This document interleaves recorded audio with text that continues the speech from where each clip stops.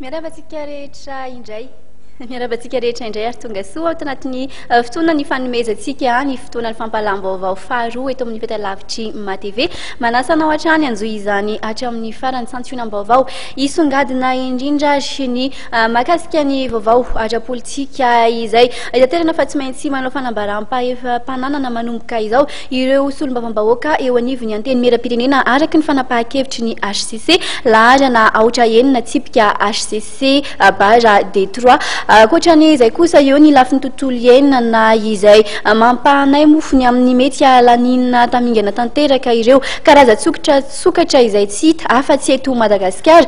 Afaka 20 taona noho ny firongatry ny fanondranana antsokosoko amin'izao fotoana izao. Manasanao mpanajana ary anjony vaovao hatramin'ny farany izay ho santaritsika indrindra ao anatin'ny lafim-baovao ara-tsosialy mahakasika ny fiainam-ponina ary noho ny alatsiny tetezana roa hita amin'ny lalam-pirenena fahaefatra dia somary misy olana kely eo amin'ny lafin'ny famatsiana gazy eto an-drenivohitra sy ny renivohim-paritany hafa. Tsy tafakatra ety Antananarivo raha ny fantatra ireo fiara lehibe mpitatitra ny gazy ny orinasa Vitogazy. Ny andinindiny avy hatrany no entina amintsika. Lany avokoa ny tahirana gazy eo anivon'ireo toeram-pivarotana solika eto Antananarivo. Noho ny aratsiany tetezana roa eo amin'ny lalam-pirenena fahaefatra dia voalaza fa tsy tafiakatra ety an-drenivohitra ireo fiara vaventy mpitatitra izany izay tsy latsaky ny 40 taonina nefa tsy mahazo mihoatra ny 20 taonina raha ny fantatra ny fiara vaventy mampiasa ireo tetezana efa ratsy amin'ny lalana mampitohy any Mahajanga sy Antananarivo. Avy any Mahajanga moa ireo gazy ivarotana eto Antananarivo. Ankoatra ireo industrie dia mampiasa gazy ihany koa ny tokantrano maro. Za aloha tsy tia mazay satria vavonaka gazy mihitsy any trano io zavatra io. Dia za zao mbola milamindamina aloha mbola tsy najeresana fa henoko amin'ny olona fotsiny hoe tsisy gazy tsony. Hoe misy tetezana tapaka sa inona tsy fantatro. Ohatrohatran'izay. Tena manahirana mihitsy aloha amin'izay tsisy gazy amin'izao.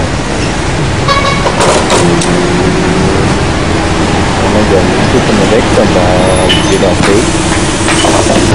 Misy fototra izy tatoato dia eo zao ny problème hoe haritra ve le izy sa zavatra ponctuel fotsiny.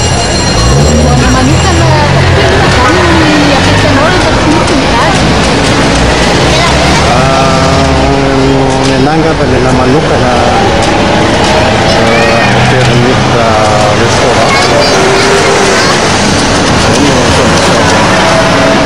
Mazava ho azy zany araka nazako teo lasa misy coût supplémentaire ateraky le fandanana restaurant. Izay zavatra tsy prévoyena mihitsy ao anatin'ny budget mensuel.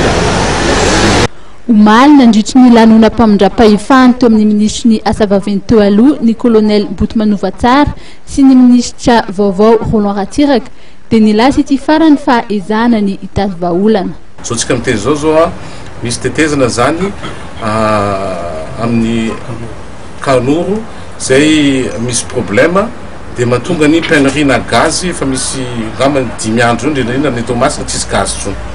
Dia ho avy eo zao ny lehibe ny Vitogazy resaka aminahy dia io moa fa niteny ta ministre za dia izy zany nanambaro bon fa misy solution partielle zany amin'le izy fa tsara fantatsika fa efa misy financement koa io tetezanareo.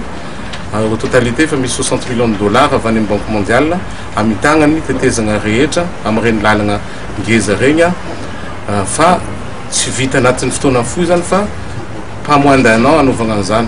Fa mandritra n'izay fotoana izay dia voatery mitandrana mandeha amin'ilay lalana ary rehefa miditra amin'ilay tetezana zany tsy maintsy misy fepetra izay ho amenany zareo fa mbola miresaka mpiara-miasa moa momba zany fepetra zany fa dia miezaka zany mba tsy hisiny zany penerie zany mihitsy indrindra io resaka gazy io fa io anisan'ny zava-dehibe zany.